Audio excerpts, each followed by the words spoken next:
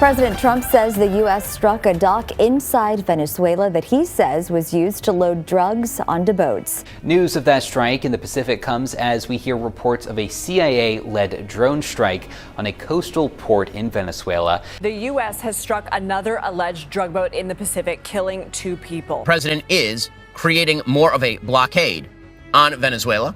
The U.S. just carried out a secret CIA drone strike inside of Venezuela. Here's what we know. According to CNN, the strike hit a dock on Venezuela's coast that U.S. officials say was being used by drug traffickers to move cocaine out to sea. If you're like many American conservatives or independents, you're asking yourself a question, perhaps. Why does it seem as if we are at war with Venezuela?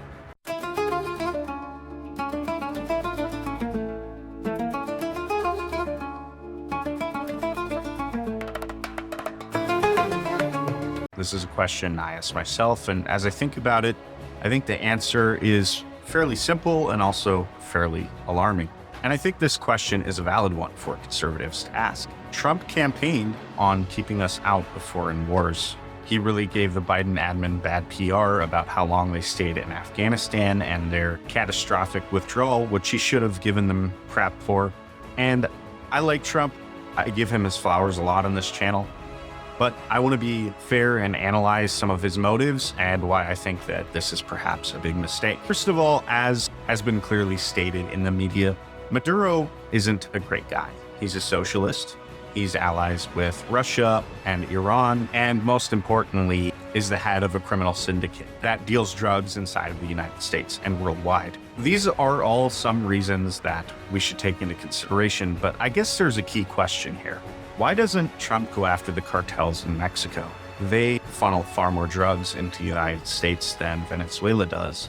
And the answer is very simple. Trump doesn't want to face the fallout and repercussions of what a war with Mexico would be. A substantial minority of America's population is Mexican at this point, and the Mexican cartels and Mexican government are a lot more powerful than Venezuela's. And so Trump would face far more fallout if he were to go to war with Mexico or go after the Mexican cartels in the same way that he's going after the Venezuelan cartels.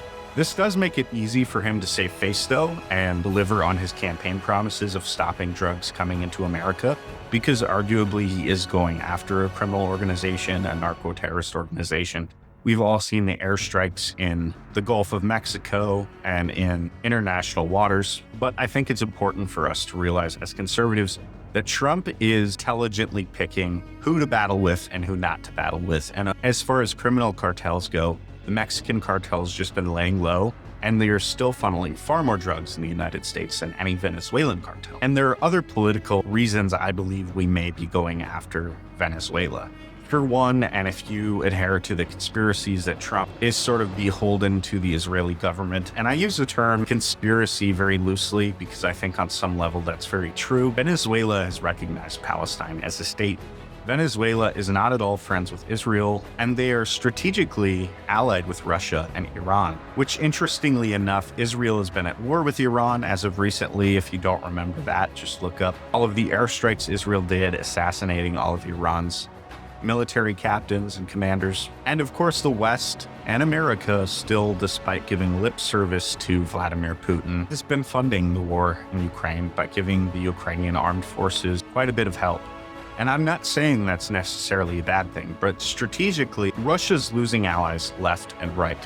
They lost Assad in Syria. The Iranian regime is under a lot of pressure from Israel. And now it seems as if Maduro in Venezuela, who's been a longtime ally of Russia, may also lose power, which would leave Russia alone in the geopolitical space. So there are a lot of things to think about when it comes to a possible war with Venezuela.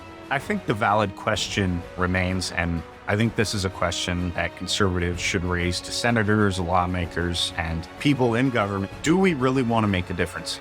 And if we do, I believe we need to be going after the Mexican cartels as well as the Venezuelan regime.